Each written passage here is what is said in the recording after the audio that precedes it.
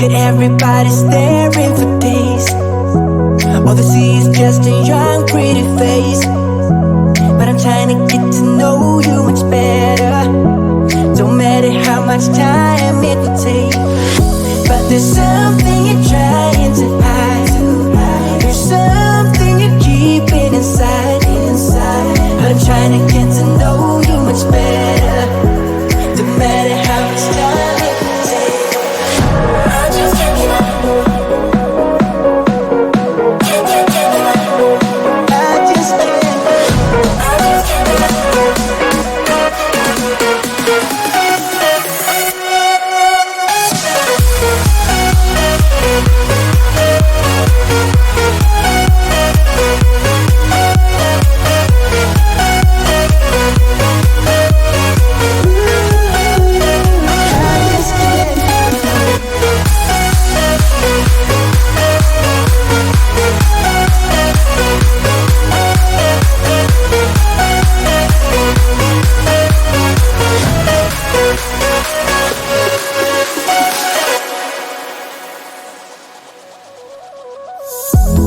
Caught up since the day that we met, and you haven't seen the best of me yet.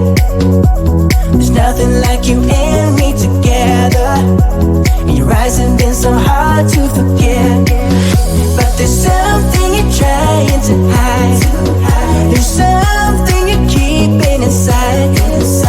But I'm trying to get to know you much better. It don't matter how much time it will take.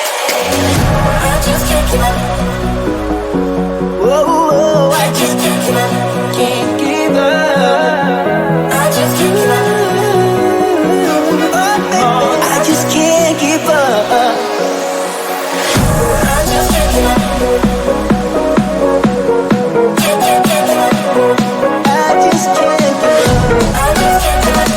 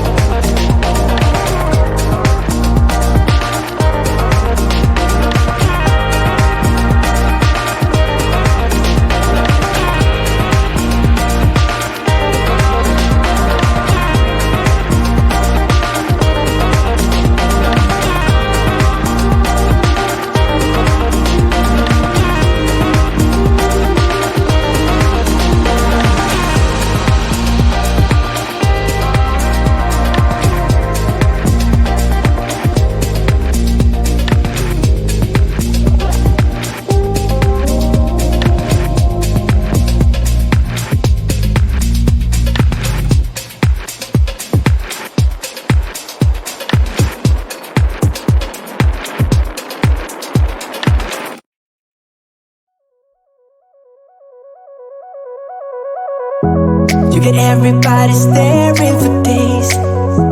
All they see is just a young pretty face. But I'm trying to get to know you much better.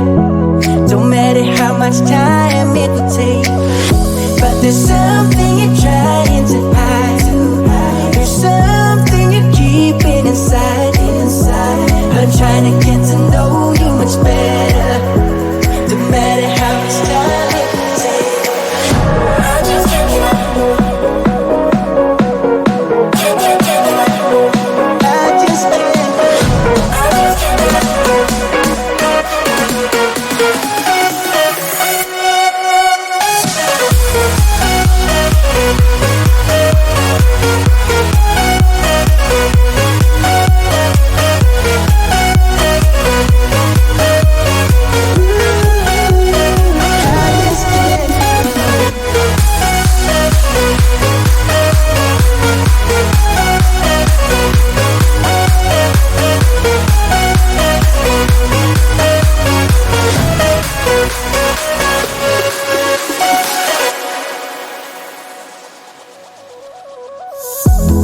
Caught up since the day that we met, and you haven't seen the best of me yet.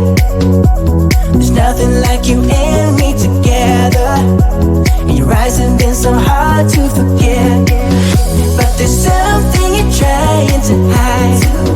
There's something you're keeping inside. But I'm trying to get to know you much better. It don't matter how much time it takes. I just can't give up. Whoa, I just can't give up. Can't give up. I just can't give up. Oh, baby, I just can't give up.